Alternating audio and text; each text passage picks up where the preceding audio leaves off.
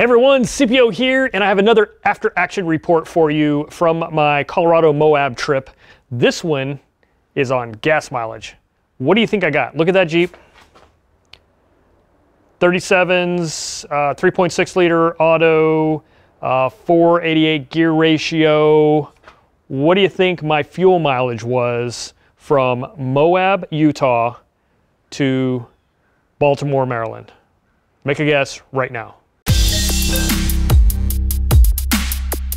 All right guys, so here's a picture I took after rolling into my driveway, ending the trip from Moab, Utah to my home in just south of Baltimore, Maryland.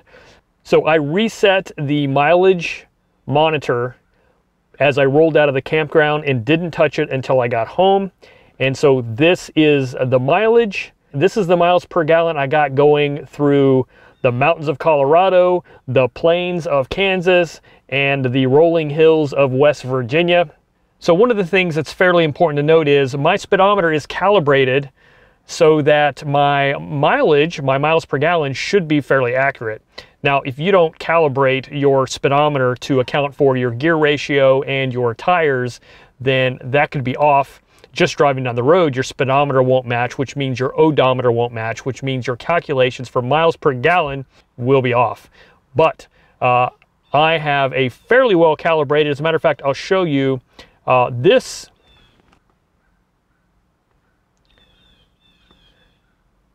So I used Gaia GPS for my mapping on this trip, and I'll show you what it said. So what I'm going to do is go in and look at my headed home trip.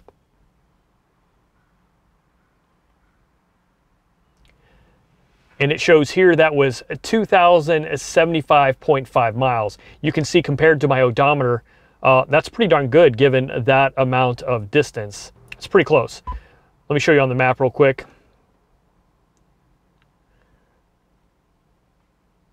So this is the headed home route from Moab, Utah, up through Grand Junction, Colorado, along 70, out through Kansas and Missouri, and a little bit of Indiana and Illinois, Kentucky, anyway, all the way up and then back to my house. So that's pretty darn good. Now, how did I do it? And I have a lot of weight. Here, look at how much weight. You see that? That's incredible. I weighed myself fully loaded in a truck stop in Kansas, Colby, Kansas. So I'm super heavy. You see my Jeep, not necessarily aerodynamic.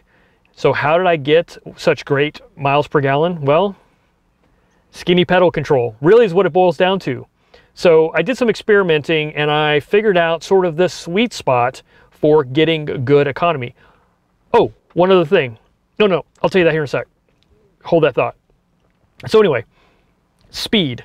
And actually, more importantly, RPMs. So if you look at the RPM gauge, you can see that little green sort of economy line there that shows you ideal economy range all the way up to about 2,500 RPM, where you see the final little dot there. If I stayed below that, somewhere between the 2 and 2,500 RPM range, I got really good gas mileage. And it turns out that was about 60 to 65 miles an hour. Now, I know most of you are saying there's no way I'm driving that slow on the highway. It actually wasn't that bad, and we made fairly decent time, just slow and steady, consistent, 65 mostly, but the gas mileage was incredible. And what I was going to say before, it didn't matter what type of fuel I was using, which I thought was also interesting. On the way out from Maryland to Colorado is our first stop, I was running the high performance tune in the Super Chips. And because of that, I had to have 91 octane or better. So I was running 93, which is what I normally run around here. And it's a lot more expensive, but I wasn't getting any better gas mileage, actually maybe a little bit worse. Whenever I came back from Moab to Maryland, I had changed tunes down, detuned basically back to stock, and was running regular unleaded gasoline, whatever the cheapest was. 85 octane probably, 87 at the highest, and got amazing gas mileage, and I was paying a lot less per gallon. So the trip actually saved me a lot of money by running no tune, which allows me to run the lowest level of unleaded gasoline, and keeping that little, you know, RPM indicator in the green zone, basically that 2,000 to 2,500 RPM range, which equated to about 60 to 65 miles an hour with my current setup. It was great. So anyway, guys, that's it. That's the after action report on miles per gallon in overclocked. So if you're curious how to get better miles per gallon, maybe some of those tips will be helpful. And that's it. Thanks for watching. I'll catch you on the next one.